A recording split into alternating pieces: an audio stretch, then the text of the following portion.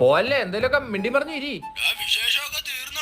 അതെന്തുവാടാ, നമ്മള് നാട്ടിൽ നിന്ന് ഗൾഫിൽ വന്നപ്പോ ഇവനൊക്കെ കരച്ചിലും പിരിച്ചിലും ആയിരുന്നു. ഇപ്പതേ മിണ്ടാൻ വയ്യച്ചിട്ടായിരുന്നു. ആ മതിടാ, മതി മതി, നമ്മള് ഇവിടെ ഇരുന്നോളാം. ശരി. എടാ, ഇവിടെ നമുക്ക് മാത്രമേ ഉള്ളൂ ഒറ്റപ്പെടല്. നാട്ടിയവന്മാർക്ക് ഒറ്റപ്പെടലില്ല, മനസ്സിലാക്ക്. ഞാൻ ഗൾഫിൽ വരാൻ നേരത്ത് നിന്റെ പെട്ടി കയറിയിരുന്ന കൂടെ വരാൻ പറ്റുമോ അളിയാന്ന് ചോദിച്ചവന്മാരെ ഇപ്പൊ മിണ്ടാൻ ഭയങ്കര ബുദ്ധിമുട്ട്. ഇപ്പം മിണ്ടുന്നെങ്കിലും ചെയ്യുന്നില്ലേ?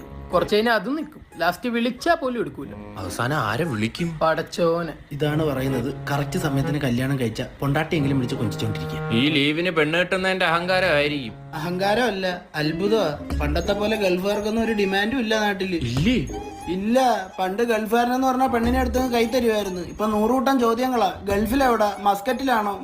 മൊസ്കിറ്റോ അടിച്ചിരിക്കുകയാണോ? ഇതിനെല്ലാം ഉത്തരം കൊടുക്കണം. ഫാത്തിമയുടെ വീട്ടിൽ പോയി ഗൾഫുകാരനാന്നും പറഞ്ഞ് പെണ്ണു വയ്ക്കാൻ നിന്ന് ഞാനിപ്പോ ആരാശിയാബിക്ക.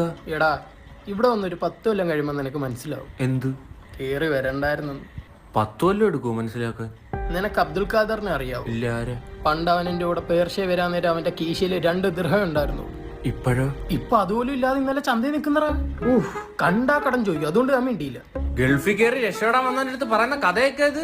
അതേക്ക ഈ പെണ്ണ് കെട്ടാൻ വേണ്ടി നാട്ടിൽ പോകുമ്പോഴേ പെണ്ണിന്റെ വാപ്പാക്ക് എന്തെങ്കിലും വാങ്ങിച്ചോണ്ട് കൊടുക്കണം.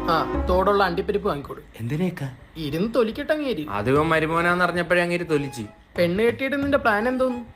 കല്യാണം കഴിഞ്ഞ് പെണ്ണിന്റെ വീട്ടുകാർ വെക്കുന്ന പെണ്ണിനെ കൂടെ ഗൾഫിൽ കൊണ്ടുപോകത്തില്ലേ?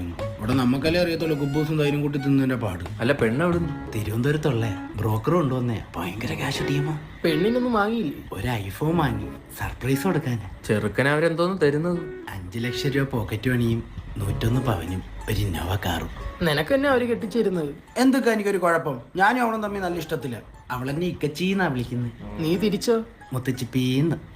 ഇവിടുന്ന് ഒന്ന് പച്ചടിച്ചിട്ട് വേണം എനിക്കൊന്ന് കല്യാണം കഴിക്കാൻ. അല്ല, നിങ്ങൾക്ക് കല്യാണം കഴിക്കണ്ടേ? കുബൂസും കഴിച്ചിരുന്നാ മതി. ബ്രോക്കറാ, സ്ത്രീധനം കുറയ്ക്കില്ലോ എന്ന് അറിയാൻ വേണ്ടിട്ടാ. ആ ഇട്. ഹലോ, 101 പവനിന്ന് വേണം 1 പവൻ കുറച്ചോ? അതിൽ നിന്ന് കുറയൂലേ? ഇന്നോവയെ തൊട്ട് കളിക്കരുത്. ഞാൻ ഒരുപാട് സ്വപ്നം കണ്ടതാ. അതെങ്ങനെ ശരിയാവും? അപ്പൊ ഇന്നോവ കിട്ടൂലേ?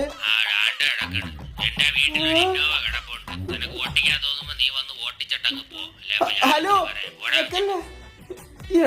ആ ബാഹുബലി ബഡ്ജറ്റുള്ള സ്ത്രീധനം കേട്ടപ്പോഴേ എനിക്ക് മനസ്സിലായി ഇത് നിങ്ങൾക്കുള്ളതല്ല. നീ ഏത് ഐഫോൺ ആയിരുന്നു അവൾക്ക് വാങ്ങിച്ചത്? iPhone 6 second hand. ഒളിച്ചോടി പോയില്ലേ അത്ഭുതം. ആ പെങ്കൊച്ച് നിങ്ങളെ നേരത്തെ മനസ്സിലാക്കി എന്ന് കരുതിയാൽ പോലെ ഇന്നോവ ഇപ്പൊ കിട്ടൂലേ?